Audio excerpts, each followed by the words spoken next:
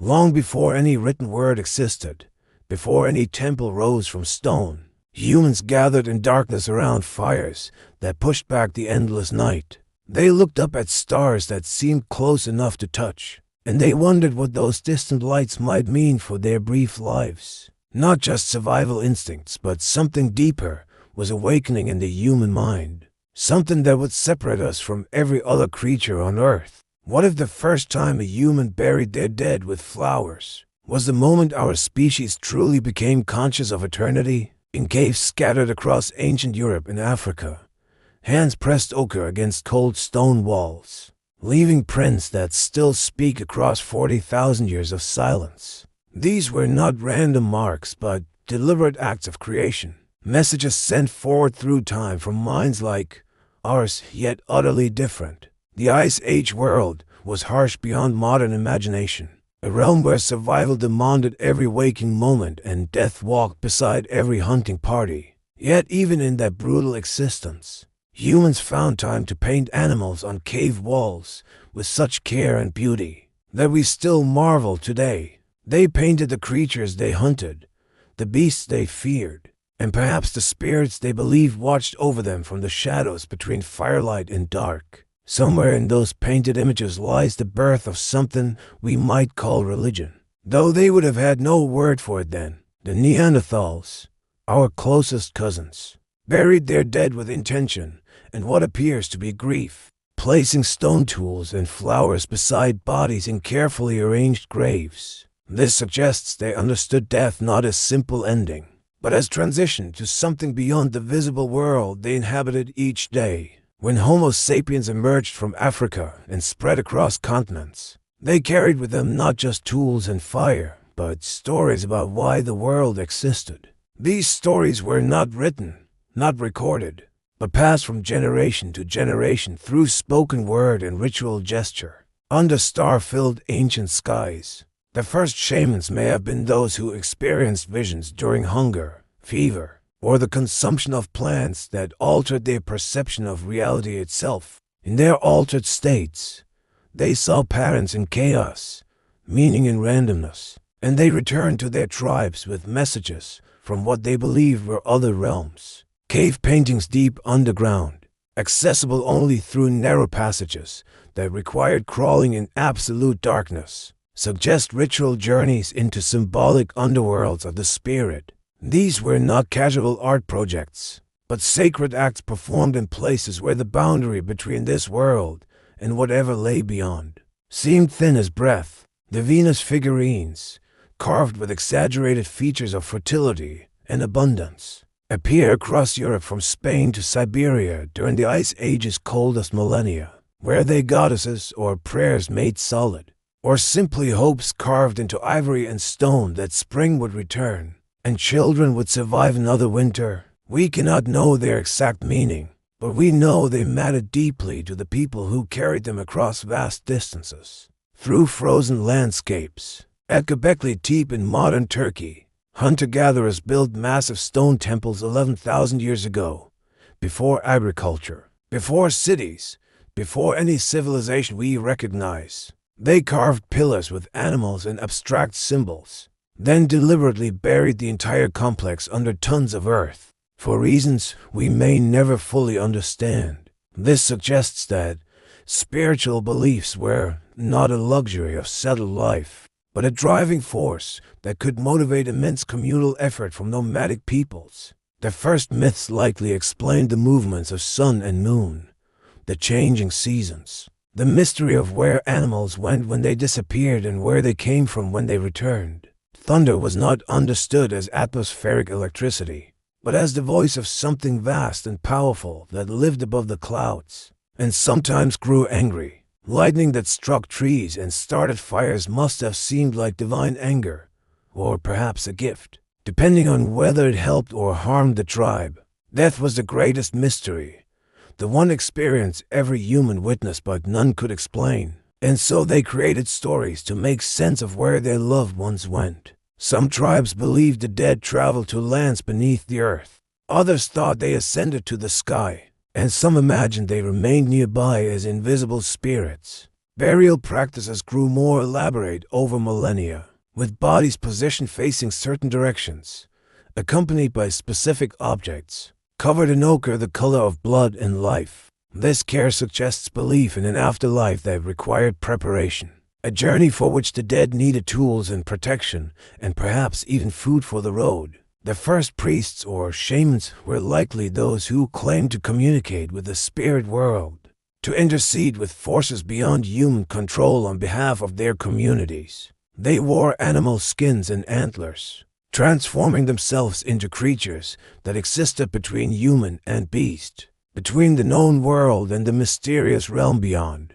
In the painted caves of Lascaux and Chauvet, some figures appear to be half human and half animal, suggesting beliefs in transformation or spirit beings that could take multiple forms. What if these hybrid figures represented shamans in trance states, or the spirits they claimed to encounter in visions induced by darkness, hunger, and rhythmic drumming? Music was among humanity's first technologies, and drums and flutes carved from bone have been found in sites 40,000 years old across Europe and Asia. These instruments were not merely entertainment, but tools for inducing altered states of consciousness during rituals that connected communities to their spiritual beliefs. The rhythm of drums could mimic heartbeats, the sound of flutes could echo bird calls, and together they created soundscapes that transported listeners beyond ordinary awareness. Dance, too, must have played a role,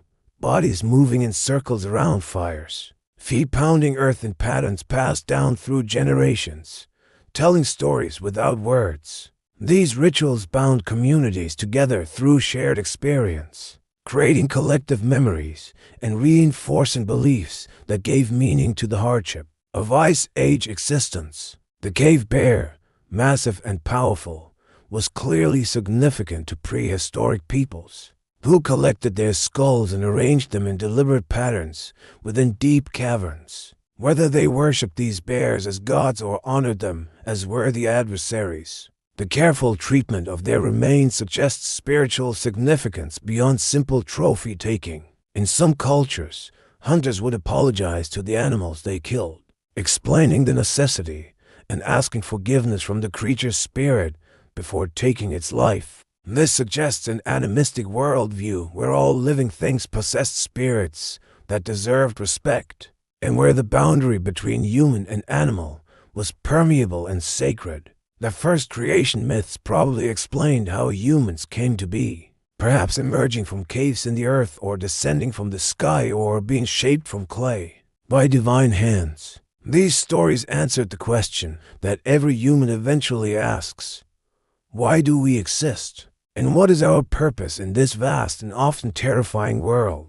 Ancestor worship likely began when humans realized that the wisdom of elders could be preserved in memory and story even after death transformed bodies into bones. The dead became intermediaries between the living and the divine, spirits who could be called upon for guidance because they had crossed the boundary and returned as voices in dreams. Taboos emerged, forbidden acts that would anger the spirits or break the delicate balance between human communities and the natural forces that sustained or destroyed them. These rules governed everything from which animals could be hunted during certain seasons, to how food must be shared and how the dead must be treated with proper ceremony. Not just practical survival knowledge, but moral codes were being developed, ideas about right and wrong that transcended immediate utility and touched something deeper in human consciousness. The concept of sacred space appeared, certain locations marked as special, places where the veil between worlds seemed thinner, and where rituals must be performed with precise care. Mountain peaks, deep caves, ancient trees, and springs of clear water became sites of pilgrimage, destinations where humans could feel closer to whatever powers they believed controlled their fate. Offerings were left at these sacred places, tools and food and precious objects given to spirits or gods in exchange for protection, good hunting, healthy children, and gentle weather. This practice of sacrifice, giving up something valuable to gain divine favor, will persist through every human culture that followed across all the millennia to come. The first prophets or visionaries were perhaps those who claimed to see the future in dreams or visions, who interpreted signs in the flight of birds or the patterns of stars. Their predictions gave communities a sense of control over an unpredictable world, even if that control was illusory, because belief itself could motivate action and provide comfort. When predictions came true, the prophets' status grew, and when they failed, explanations were found that preserved the belief system while acknowledging the specific error. This flexibility allowed spiritual beliefs to adapt and survive even when individual predictions or rituals seemed to fail, because faith itself was more important than any single outcome. The sun and moon were almost certainly among the first deities, their reliable movements across the sky providing order and predictability in an otherwise chaotic existence. Solar and lunar cycles governed when to plant and harvest, when animals would migrate, when rivers would flood, and so they became divine forces worthy of worship and propitiation. Eclipses must have been terrifying events, moments when the natural order seemed to break down and the sun or moon was devoured by some invisible cosmic predator. Rituals developed to protect against these events or to encourage the sun's return. Ceremonies that bound communities together in shared fear and shared relief when light returned. The first calendars were likely spiritual tools before they were practical ones. Ways of tracking sacred days and ensuring rituals were performed at cosmically appropriate moments. Stone circles like Stonehenge, built with immense effort thousands of years before written history, aligned with solstices and equinoxes, marking the sun's journey through the year with monumental precision. These structures required generations of labor, suggesting that spiritual beliefs could motivate human cooperation on scales that rivaled any practical necessity like hunting or gathering. What drove people to move stones weighing many tons across vast distances without wheels or metal tools, if not faith in something greater than themselves? The answer lies perhaps in the human need for meaning, the desire to participate in something eternal that would outlast individual lives and connect past, present, and future generations. Myths about floods appear in cultures across the world, suggesting either shared ancient memories of catastrophic events or universal human experiences of natural disasters that demanded explanation. These flood stories often involve divine punishment for human transgression, reinforcing moral codes by linking natural disasters to spiritual consequences of improper behavior. The rainbow, appearing after storms, became a symbol of divine promise in multiple cultures, a bridge between earth and sky, between human and divine realms of existence. Fire, which could warm and protect but also destroy, was often seen as a gift from gods or spirits, something stolen from the divine realm and given to humans through trickster figures. These trickster myths acknowledged the ambiguous nature of progress, the way that every advance in human capability came with new dangers and new responsibilities that could not be avoided. The first ethical systems emerged not from philosophy but from spiritual beliefs, from stories about gods who rewarded virtue and punished wickedness according to cosmic laws. These laws were not written down but memorized and recited, passed from elder to child in ceremonies that reinforced community bonds and shared values across generations. When agriculture began, spiritual beliefs adapted, and new myths emerged about fertility gods and goddesses who controlled the growth of crops and the multiplication of livestock. The hunter's spirituality focused on respecting animal spirits and ensuring successful hunts, gradually transformed into the farmer's spirituality, concerned with rain and sun and the mysterious process of seeds becoming food. Yet the old beliefs did not vanish but merged with new ones, creating layered spiritual systems that honored both ancient traditions and contemporary needs in evolving human societies. The shaman became the priest, the sacred cave became the temple, the painted wall became the altar, but the fundamental human need to connect with something transcendent remained constant. We cannot know exactly what our prehistoric ancestors believed, because they left no written records, only artifacts and images that we interpret through the lens of our own assumptions. But we know they believed something, because they invested enormous time and resources in activities that had no immediate survival value but tremendous spiritual significance. They buried their dead with care. They painted in darkness. They carved figurines. They built monuments. They danced and sang and told stories under ancient skies. These actions reveal minds fully human, capable of abstract thought and symbolic reasoning. Minds that ask the same fundamental questions we still ask today about existence and meaning.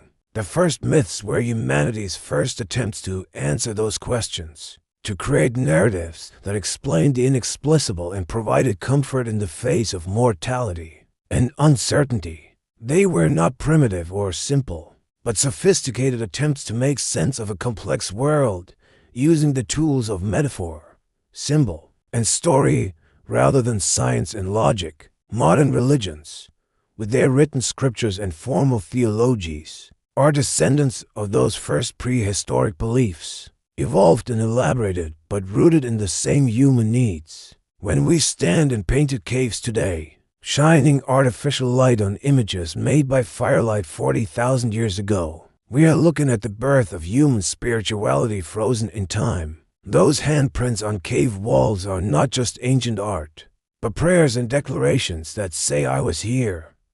I existed. I mattered in this vast and ancient world. The spiritual beliefs of prehistoric humans were their way of asserting significance in the face of a universe that seemed indifferent to human suffering and human joy alike. They created gods and spirits and ancestors who cared about human fate, who listened to prayers, who could be influenced by ritual and offering and proper behavior. This was not delusion but adaptation, a psychological tool that allowed humans to cope with consciousness itself, with the knowledge of mortality that no other creature possessed.